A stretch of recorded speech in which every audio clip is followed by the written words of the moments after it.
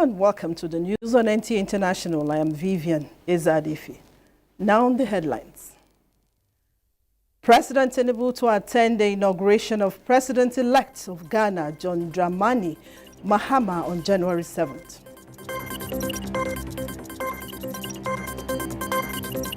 Three Nigerians regained freedom after their arrest and prosecution in the Kingdom of Saudi Arabia. A renowned Nigerian British professional boxer, Anthony Joshua, urges Nigerians abroad to remain connected with their roots.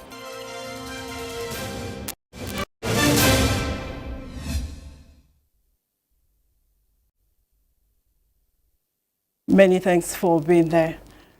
President Bola Ahmed Tinubu will depart the country on Monday, January 6th for Accra, the capital of Republic of Ghana, to attend the inauguration of President-elect John Dramani Mahama on January 7th. Mahama, who served as the 12th president of Ghana between 2011 and 2017, was re-elected in the December 2024.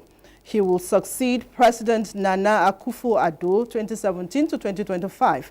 President Tinubu's trip to Accra is at the invitation of the president-elect, who had visited the Nigerian leader earlier in December. Mahama and President Tinubu have a long-standing personal relationship, just like Nigeria and Ghana maintain a long-standing bilateral relationship.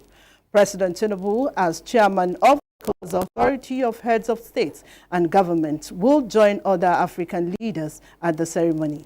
Minister of State for Foreign Affairs, Mrs. Bianca Odumegu Ojukwu, and other senior government officials will accompany President Tinubu on the trip. A revolution in vehicle fuel is gaining momentum in Tanzania, but a lack of filling stations means it is stuck in second gear. Like Nigeria and some other countries on the continent, Tanzania is beginning to embrace compressed natural gas, CNG, as an alternative to petrol and diesel. It is seen as a cleaner and better for the environment than those fossil fuels, but its relative cheapness is the biggest draw for the 5,000 or so motorists in the East African states who have embraced the change, particularly commercial drivers.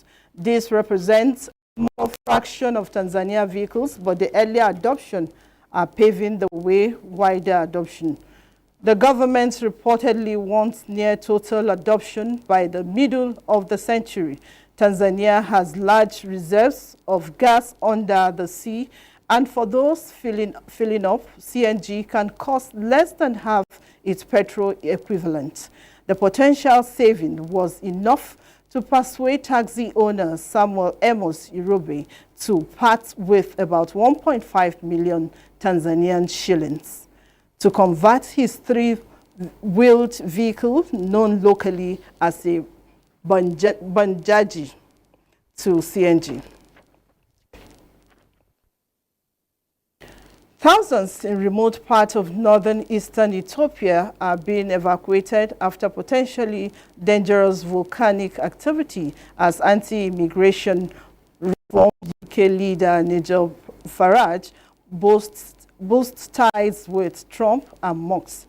Kolo Mohammed tells us more. The evacuation came after steam eruptions have been seen from the long-dormant volcano of Mount Dauphin, raising fears of volcanic eruption that could put many people at risk.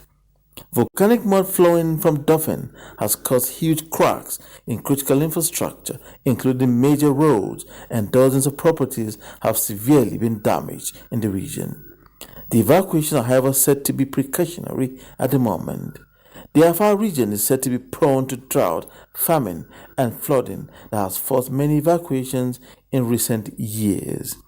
In other news, in efforts to encourage party members to actively muster support ahead of the county council elections in May, Reform UK party leader Nigel Farage says he draws great inspiration from his friend, US President-elect Donald Trump. He also called Elon Musk a proper hero who believes in free speech. Kolo Muhammad, NTA News. The federal government has introduced initiatives designed to improve and sustain food security across the nation. Minister of Agriculture and Food Security, Abubakar stated that these initiatives will involve partnerships with financial institutions to offer support to smallholder farmers. Musa Babaliu reports. The current population of Nigeria was put at 235,151,095 as of Saturday, January 5, 2025, based on the odometer of the United Nations. This reflects a growth of 2.08% from the 2024 figure of 232,679,478. Economists believe that higher population leads to increased demand for food and other essential services. Minister of Agriculture and Food Security Abubakar stated that current administration is aware of the implications of population growth and is implementing measures to enhance food availability. Nigeria's population is expected to be 400 million people by 2050.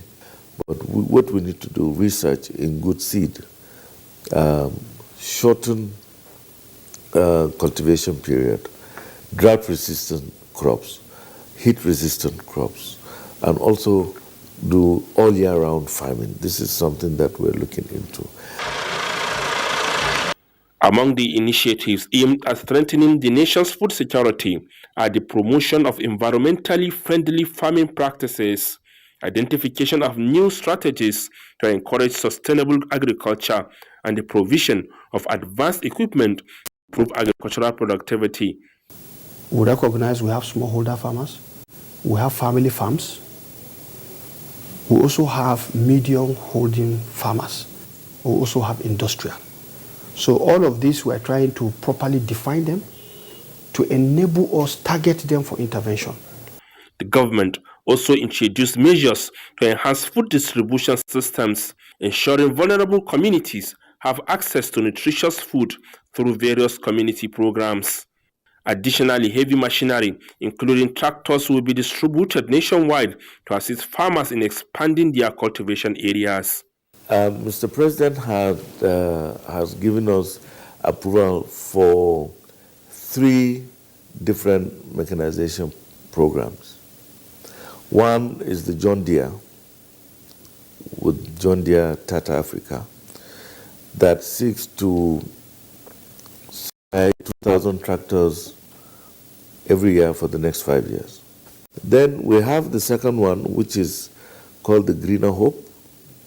That also seeks different equipments, about 10,000 different equipments, tractors, combine harvesters, plows, harrows, and we expect for them to set up 1,000 service providers across the country. The agricultural sector required partnership, and we recognize this also. We are providing that, space for the ecosystem to grow in terms of our partnership with our development partners, and most importantly with the subnationals, the state. And you might recall that many of the state governors had visited us because of that. President Bola Tinubu has approved the distribution of farming inputs for dry season farming across the country. The first batch of the beneficiaries are wheat farmers from 16 states who are receiving a 70% subsidy on all necessary inputs for the crop cultivation. Musa Baba Aliyu, NTA News. The Nigerian Air Force says it remains resolute in maintaining a swift response to security challenges in the country as an integral part of the ongoing Operation Fansanyama and other joint security efforts. This was at the base socio-cultural activities held to commemorate the end of successful operational year 2024 at the 013 Quick Response Force of the Nigerian Air Force based Minna, Niger State. Mercy Fabii reports. The 013 Quick Response Force of the Nigerian Air Force Minna-based socio-cultural activities (BASA), which was devoid of regimentation, put together officers and their families, as well as people of the host community in a relaxed atmosphere to celebrate the end of an eventful and successful operational year 2024. while re-strategizing for the new year. The event, authorized by the Chief of the Air Staff, Air Marshal Hassan Bala Bakar, showcased the rich and diverse cultural heritage of Nigeria, as well as create an avenue to appreciate personnel for their efforts, resilience, and dedication to their constitutional responsibility of defending the nation's sovereignty and territorial integrity.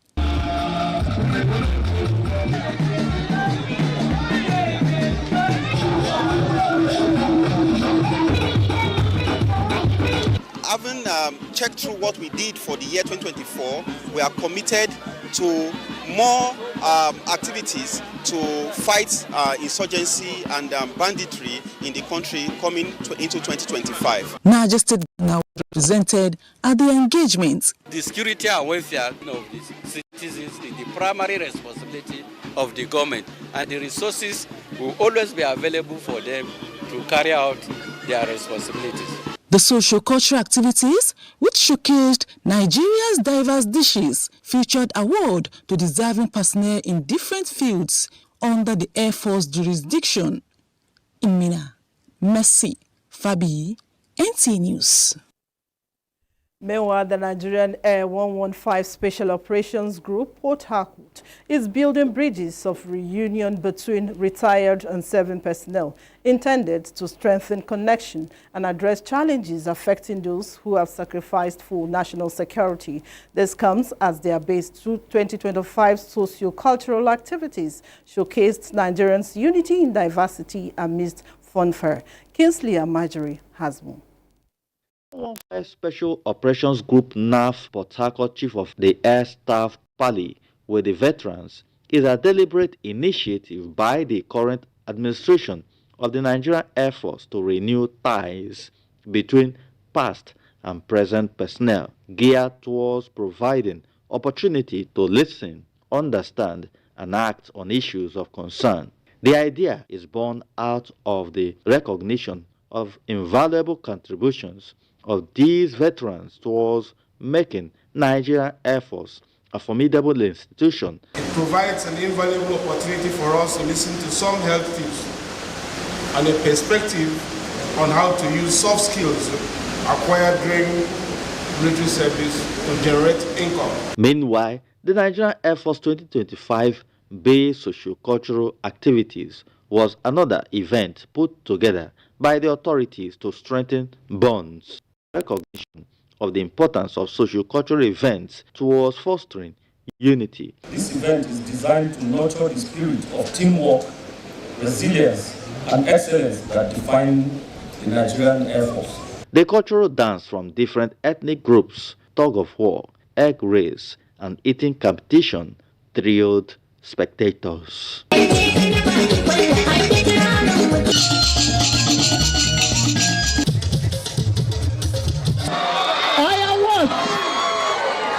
The objective, Nigerian Air Force authorities note, is to create an atmosphere of relaxation away from tactical operations.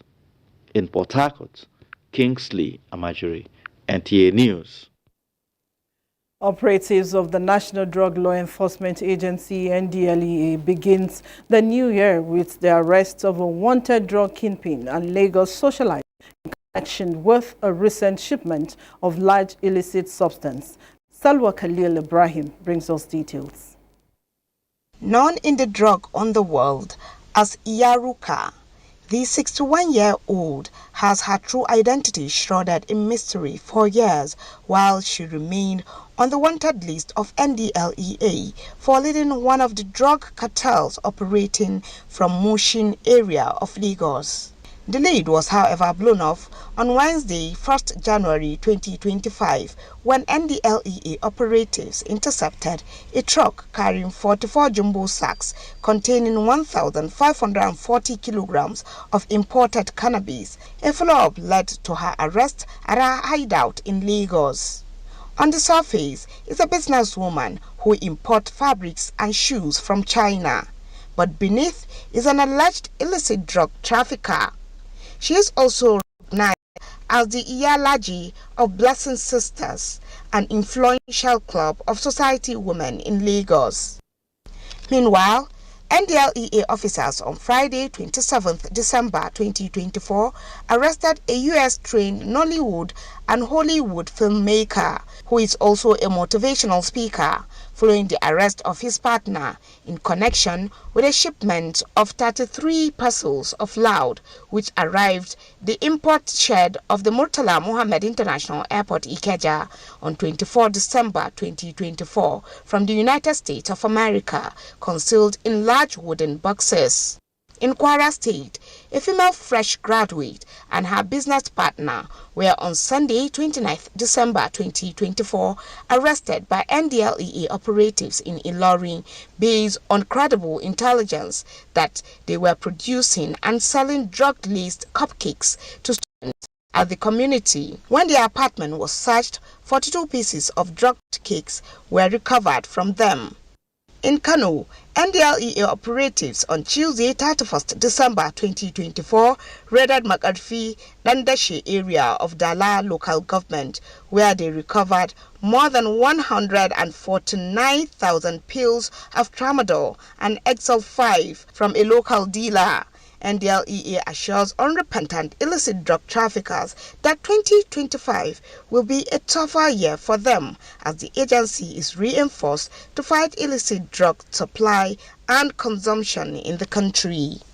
In Abuja, Salwa Khalil Ibrahim, NTA News. You're still watching the news on NTA International. More reports after this time out. Stay with us. Glad to know you're still there. 3 Nigerian nationals, Hadiza Abba, Fatima Umeita Malla, and Fatima Kaina Gamboy, have been released. The trio, in a statement by the Ministry of Foreign Affairs, were arrested and prosecuted for drug trafficking on 5th March 2024 at Prince Mohammed bin Abdulaziz International Airport, Medina, Saudi Arabia, after spending 10 months in detention. The statement adds that the arrest of the 3 women led to the earlier arrest of 2 Nigerian nationals who were found in possession of 80 capsules of cocaine weighing 900.28 gm and 70 capsules of cocaine weighing 789.5 gm. Thereby, the women were detained by the Saudi authorities on suspicion of being accomplices and abating the trafficking of the banned substance found on the arrested Nigerians. The trio's arrest attracted much attention in Saudi Arabia and Nigeria. However, their successful release was achieved after prolonged diplomatic and legal engagement, which culminated in their discharge and acquittal, as well as subsequent handover to the Consulate General of Nigeria in Jeddah. The ladies were received by Ambassador Muazzam Nayaya, the Consul General of Nigeria in Jeddah, and are currently awaiting relevant immigration processes for their return to Nigeria to reunite with their families.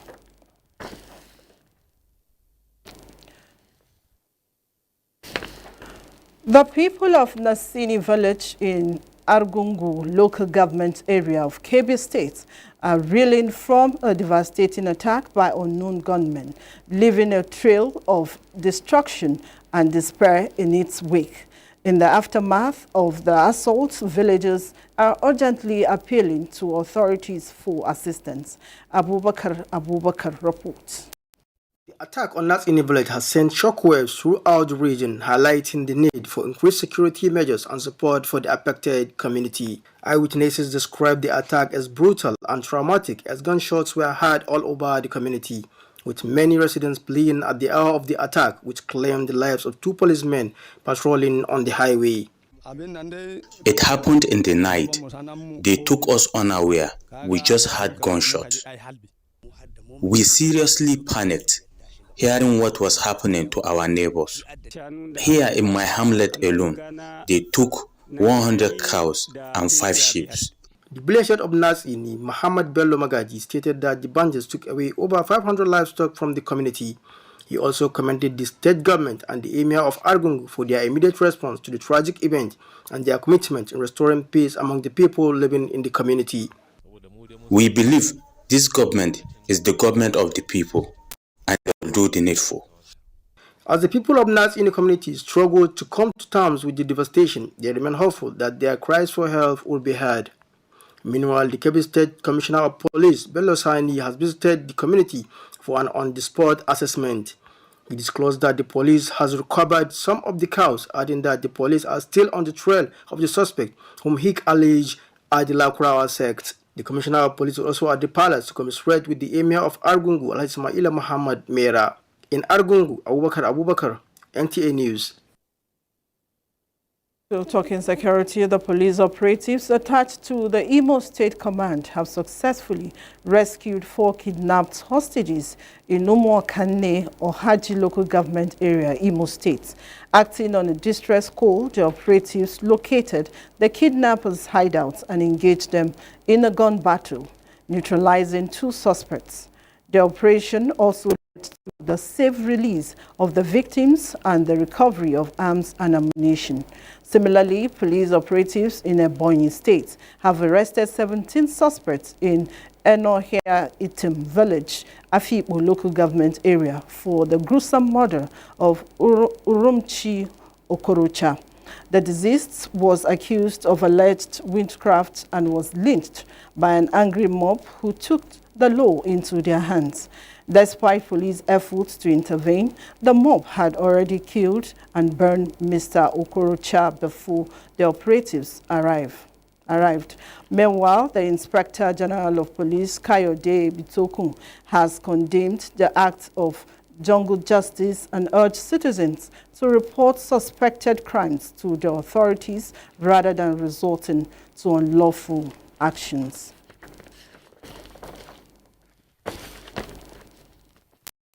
Bauchi State Government has inaugurated the first batch of 500 cadets and marshal of the State Road Traffic Agency, Barota. Governor Bala Mohammed, while speaking at the passing out parade of the newly recruited personnel, says the establishment of the agency is to complement the effort of conventional traffic law enforcement agencies. Awal Abdullahi reports.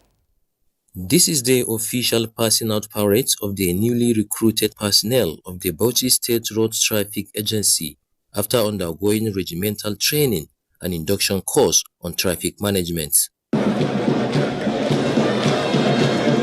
Governor Bala Mohammed says over 2,000 unemployed youth have been engaged in the agency, which has the responsibility of arresting road traffic violators to ensure smooth traffic flow across the states.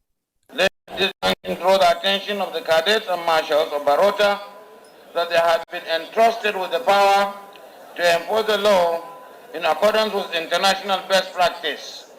Your duties are to serve as peacemakers, educators, and protectors of public safety and interests.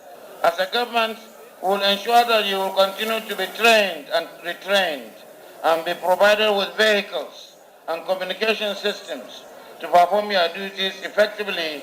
One of the cardinal initiatives of the Federal Road Safety Elite Agency in Traffic Management is to ensure that traffic management is established at all levels of government. They have undergone 21 rigorous training and induction courses, not only on traffic laws, but on morals and good conduct with the general public while on duty. The event featured a decoration of the newly recruited officers. In Bauchi, Awal Abdullahi, NTA News. A renowned Nigerian-British professional boxer and 2-time world heavyweight champion Anthony Oluwafemi Olushini Joshua paid a courtesy visit to Honorable Dr. Abike Dabiri Erewa, the chairman CEO of the Nigerian in Diaspora Commission, NIDCAM. In Lagos, Joshua, accompanied by members of his family, encouraged Nigerians in diaspora to stay connected with Nigeria and contribute their quota to the nation's development. He commended Honorable Abike Dabiri Erewa for her tireless efforts in building a very effective bridge between Nigerians in diaspora and Nigeria. ASAP, come home, come see the family, come see the friends, come see your people. It's an amazing place. You have to get to know it yourself though. I can only tell you, but I can't show you. You have to be here. So I hope this message gets to you ASAP, and I'll see you in the near future. Erewa, in her remarks, expressed her delight at hosting the boxing icon, commending him for his achievements and for being an exemplary ambassador for Nigerians globally. She acknowledged his efforts in inspiring young Nigerians to pursue excellence both within and outside the country.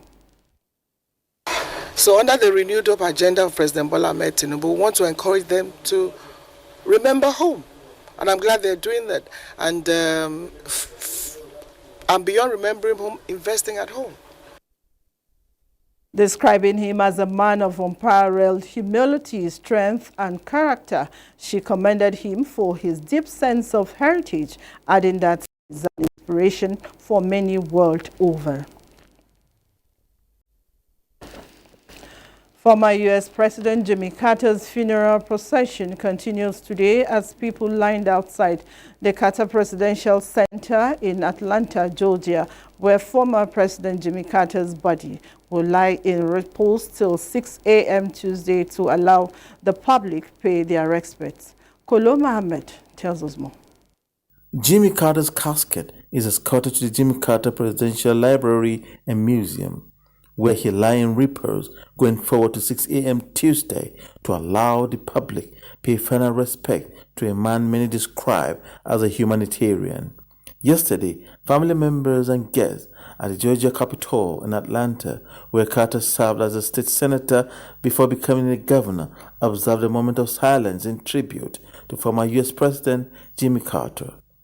The funeral procession arrived here from yesterday when the motorcade carrying his casket drove through his hometown of Plains, Georgia.